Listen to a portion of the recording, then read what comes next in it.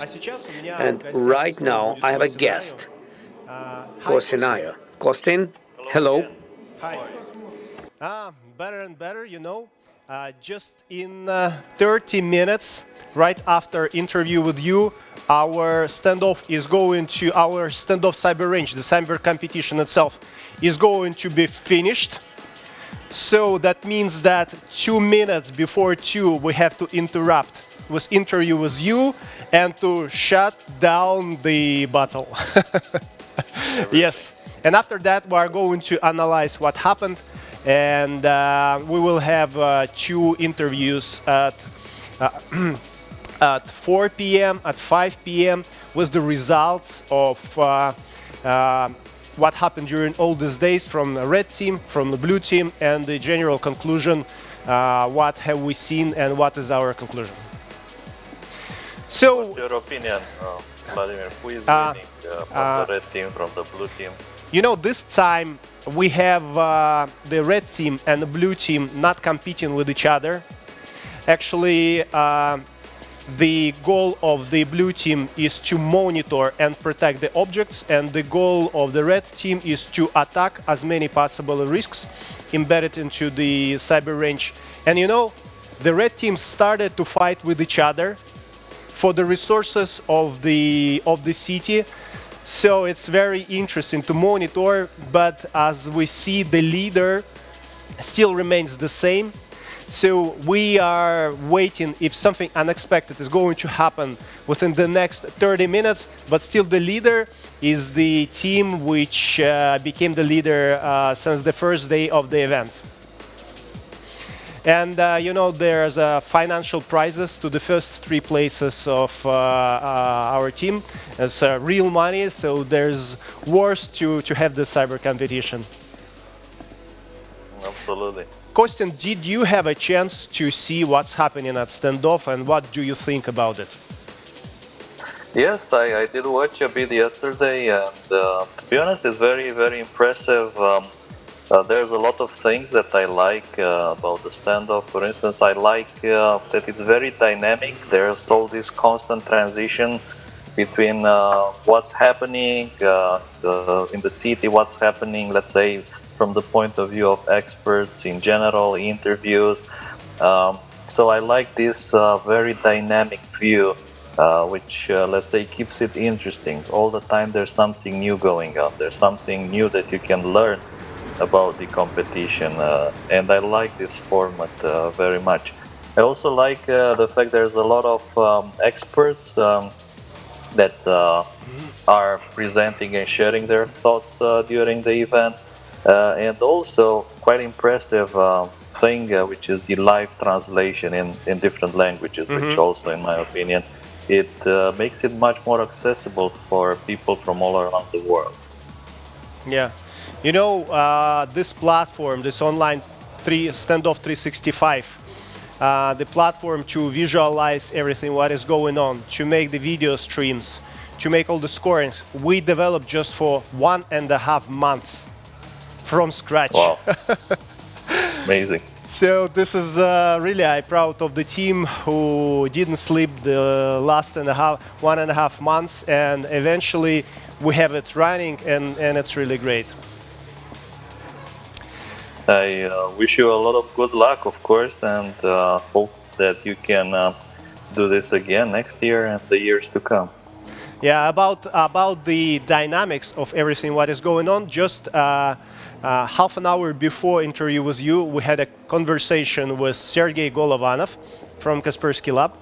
And during this interview, we had suddenly a glitch and interruption of our video translation because the hackers attacked the tele-radio station at standoff, and eventually they interrupted the stream and they started demonstration of some unapplicable content at the event on the screens at the standoff.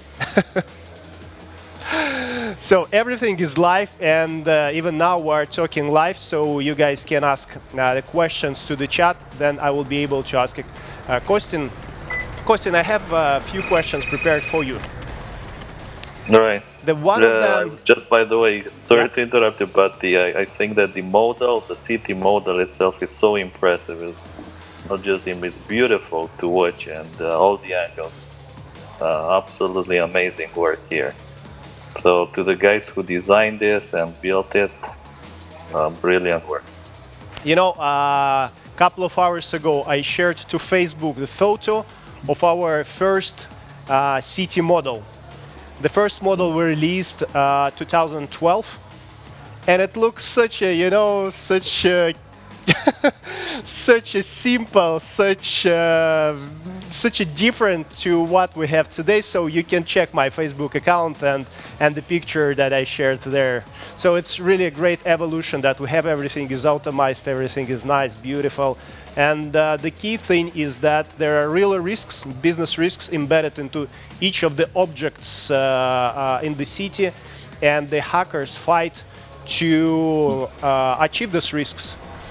So once it achieved one, they hacked the SCADA equipment. Once they hack something in the city, we see an immediate effect right at the city model. Something changes, almost like in the real life. Yeah, it's indeed like in real life. Costin, talking about the threat landscape, I assume it's much different comparing to the previous year and behavior of cyber criminals. What you can say is different in this year comparing to what we had before in non-COVID world? Right, there were, I think, a number of significant changes this year. Some of them were for sure related to COVID-19 in the sense that a lot of cyber criminals out there, including APT groups, so that's nation state sponsored attackers, they embrace this COVID pandemic and using it in their phishing lures, just because people are quite likely to click on emails with subject COVID-19 cure, or maybe purchase now vaccine for COVID-19 and the like. So they're like, let's say, very, very enticing subjects. But I think there were also a number of significant developments, and most of them actually they're related to 2019 happenings, which had a significant impact this year. And I guess that all the red teams that are now probably working actively in the contest, in the standoff, they're familiar with something like CV 2019-19781 for Citrix, Pulse Secure exploits, Zimbra exploits, FortiGate exploits, and all these, let's say, network equipment vulnerabilities that were actually discovered and patched last year in 2019, they're still having a significant, huge impact in 2020. So just to give you an example, a practical example, in the case of targeting of the Düsseldorf University Hospital with ransomware, this is a famous case, and in which one woman died.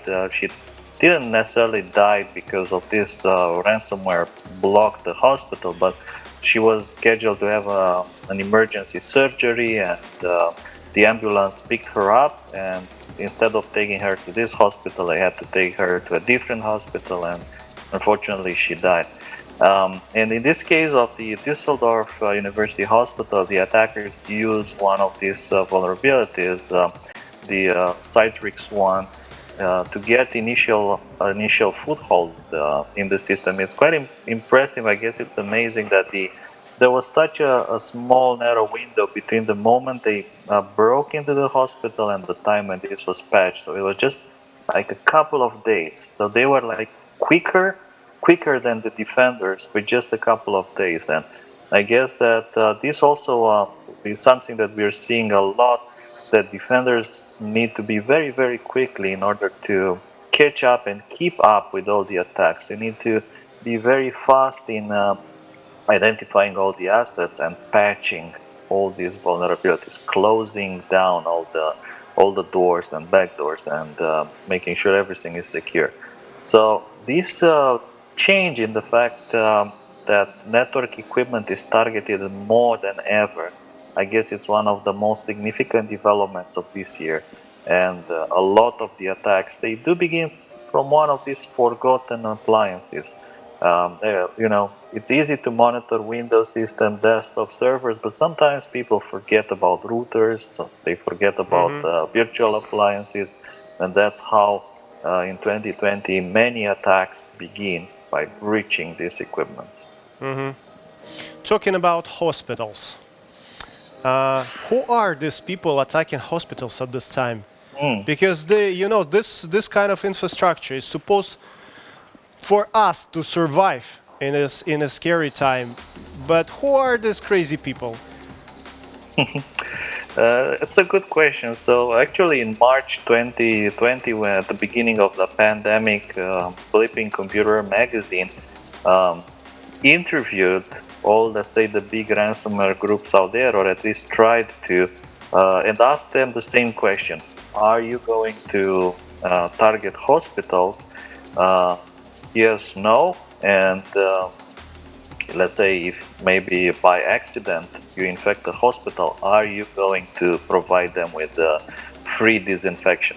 And a couple of ransomware groups, for instance, Clop ransomware, Doppelpaymer, Maze, Nephilim, they replied that they will not target hospitals, and if, let's say, a hospital is targeted by accident, they will provide free disinfection. And this was actually the case of this German hospital that was targeted by Doppelpaymer. And Doppelpaymer, they did provide, after discussing with the police, they provide a free disinfection tool, and what they said is that the hospital was targeted by accident. In reality, they wanted to target the university networks. However, the hospital was part of the university networks, and that's how the ransomware propagated there. So who are the people? I would say that there's groups out there like the ones I mentioned that they swore not to infect or target healthcare organizations, but at the same time these are just a kind of a minority, right? Just a few of the groups. The reality is that a lot of other groups out there, they have absolutely no problems targeting hospitals, so they continue to do so. Healthcare organizations, pharma companies, governmental agencies related to healthcare. The World Health Organization, for instance, has been targeted in March by APT actors, that's true. So there's I guess a diversity out there. There's people who want to make money, there's people who want to steal information about vaccines, about medicines, even healthcare information such as people's data has always been kind of a hot commodity. And there's been recent cases in which information stolen from hospitals, such as mental disease hospitals, are used to kind of ransom, blackmail the people who are treated there. If you don't pay us, we'll disclose your name and you'll never get a job anywhere because you're crazy. So, terrible things to speak about. Is industry doing something to support healthcare? Yeah, for sure. I think that several security companies, they pledge to offer their support for free to healthcare organizations. For instance, our company, Kaspersky, is offering licenses to our products for 6 months. So as a healthcare organization, you can take advantage of this. You can use the products free of charge for 6 months, which I believe is a wonderful thing. The reality is that a lot of hospitals out there, either they don't have any security, or they have, let's say, free solutions, which are not always the best. And in some cases, they have a combination of things. Like on some computers, some free solution; on others, nothing. On others, they have expired products. On others, they have stuff they purchased a couple of years ago. So it's a very, very mixed ecosystem. So on one thing, there's companies who pledge their support, but there's also a lot of volunteer groups. So there's people who got together at the beginning of the outbreak and just sharing threat intelligence with healthcare organizations, such as malicious domains, indicators of compromise, all this information shared for free.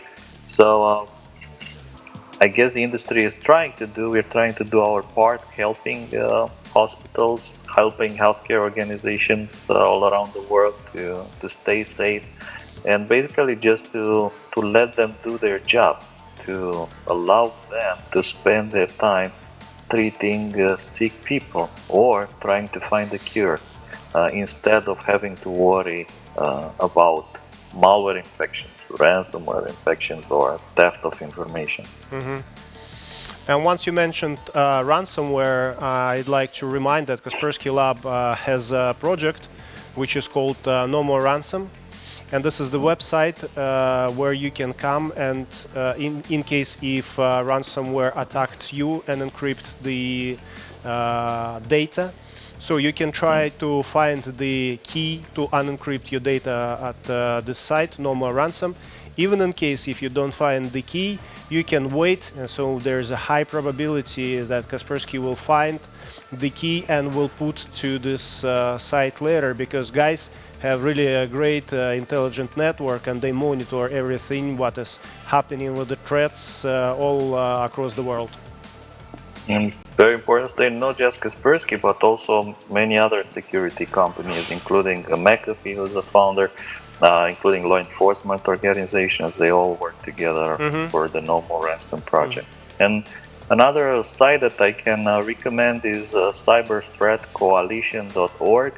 This is the COVID-19 Cyber Threat Coalition, working together to help healthcare organizations during pandemic times with cyber threats. So that's again cyberthreatcoalition.org.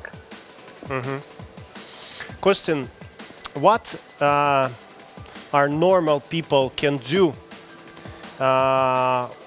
with being under attack when hospitals are under attack? So we assume our data is there. We assume that many hospitals have our data. Is there something we can do with it? So thinking, let's say, maybe how all these attacks impact normal people. On one hand, if the hospital is no longer able to service people, to service requests, it means that if you get sick, there's like less people, less places where you can go. So I guess this is the most direct and significant impact from these attacks. The other one is, of course, if your personal information gets stolen, and there's been such attacks going on for some time, I guess. For instance, one of them is a famous Sync Health attack in which the details of several million people were stolen by the hackers. So that's like healthcare related information. It can be treatments, blood types, personal information, and all that, for instance, it can be used to create fake identities on the internet. Let's say having your personal number, personal ID number, birthday, home address, all this information, sensitive information, it can be used to support future attacks. So it can be used to create fake personas on the internet, money mules, and propagate other attacks. Costin, what can healthcare and hospitals do to minimize the risks and prevent attacks? Well, the bad news for this year is the amount of attacks has grown significantly. So, like I said yesterday, we've observed a 25% increase in the total number of attacks this year. And there's no doubt that the amount of attacks on hospitals and healthcare has increased as well, maybe even more than 25%. The good news is that there's ways to protect against these attacks. So most of them succeed because of, let's say, incomplete security protection. So the perimeter is not fully secure. So having a solid security solution is, generally the basis of anything. Supplying that, supplementing it with things such as default deny policies, whitelisting, having EDR solutions into place, backups, of course, and very important to say, offline backups, because in many cases we've seen the attackers targeting the data and also encrypting the backups as well, which is of course kind of sad. So having kind of offline disconnected backups or one-way backups is also very important. Having strong passwords, two-factor authentication and credentials, let's say minimize the possibility of someone being able to breach the network and then doing things in there. And if that happens, and to be honest, in some cases it's inevitable, if that happens, then you need solutions, you need systems that will alert you as quickly as possible that something is happening. So you need to have all sorts of whistles and bells that go off when something bad happens in the network. So with hospitals, again, combination of standard defense techniques, strong passwords, strong authentication, good security practices, and I'll mention one more, which I believe is quite important, education. So education, IT, let's say security, having a security mentality, it really helps a lot in pretty much any kind of infrastructure. Having smart employees who don't open attachments, who don't double click on things, that's maybe even up to maybe 50% of the whole risk mitigating. So education is also very important. Question, what healthcare should protect, first of all? What kind of risks the most sensitive to them?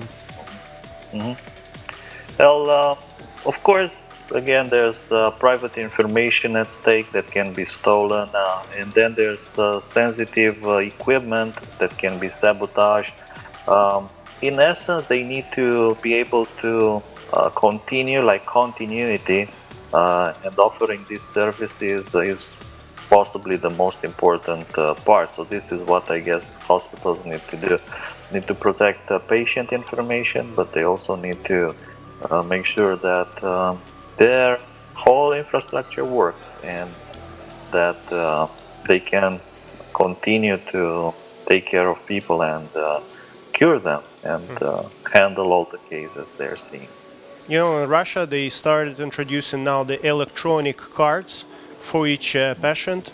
So all the disease, everything, all the history will be stored electronically. That means that there could be a risk stealing the card. So you know all the information from all the hospitals of the specific person. Or they can change it, they can replace it, they can delete it. So there's a lot of things which as a personal data is treated. It's not just a name, it's not just a specific disease, but it is a whole history of the person. Very sensitive. But by the way, this also opens another very interesting attack vector, which I think has been discussed many times.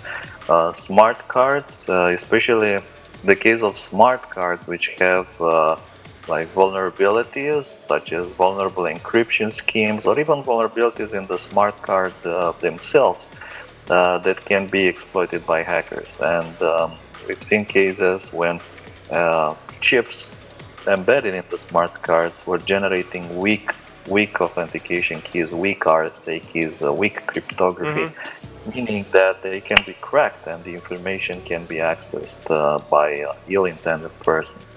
So for sure, like the future is digital, nobody can deny that. Is it maybe a cloud or smart card, or is it blockchain based future? There's no doubt the future is digital. We just need to be careful with how we protect the information that matters the most. Yeah. So I do agree with you. The future is digital. There's no doubts. This is the way we create evolution. It's all in our hands. And I think it makes sense to create the digital twins. And I've seen the different options of creating the digital twin. And the standoff is just one of the examples of digital twin. It's digital twin of the city. So we verify all the hardware and software that is implemented in the real city. We verify how it works, what may happen if hackers attack it. So by making the digital twins, you verify the pros. You have a chance to verify the real world scenario without any damage to the real world. Yeah, this is very important. It's very important to test these scenarios, find the vulnerabilities, close them, and it's important to do it regularly. Do it, like, let's say, constantly, and it's a process. It's not something that you can do and say, like, okay, we're done, from now on we're secure. No, something that you need to do every day, every month, every year, constantly.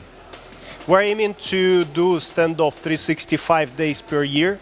This is not next year, but we're aiming to do this. So I hope that there will be a real chance for everybody, for all companies, to come and verify the risks into the live environment with the real experts from attackers and defenders. And my last question to you, Costin, what do you expect from the threat landscape in 2021?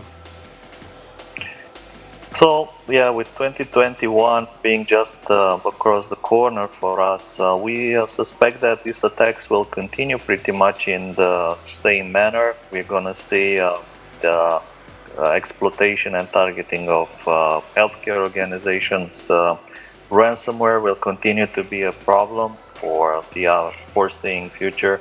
Possibly more groups and more cyber criminals will get into this field because it's very profitable, and the profitable part is mostly connected with the leaking of the information, not as much as encrypting it. So these leaks, again, are fashionable.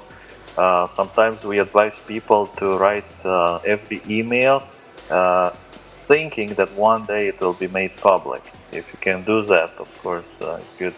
But for 2021, we're going to see probably more leaks, more attacks, targeting of network equipment in the same manner. So patch everything. Make sure you have strong passwords everywhere. And we also suspect that we're going to see more and more attacks against smartphones, because nowadays our digital lives are becoming interconnecting with the smartphone for payments, for managing our houses, cars, making our shopping lists, purchasing, and so on. Smartphones are pretty much kind of a third hand for anyone.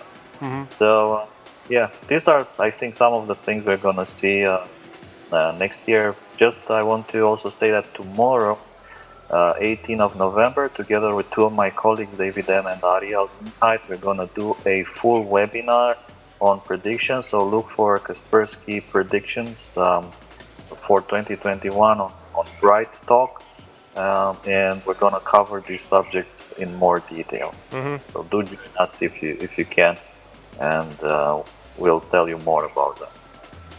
Thank you very much, Costin, for being with us and for sharing your expertise. We will leave our interview on our platform, so you can take the link and post it in your social media, and all the content generated within the 6 days of the cyber range we are going to leave on the platform, so it's becoming the source of the expert information for the community, as well as for the people who are generally interested in IT and IT security. Thank you very much, Costin Raiu, Director of Global and Research and Analysis Team, Kaspersky Lab. Thank you. Bye-bye. Bye.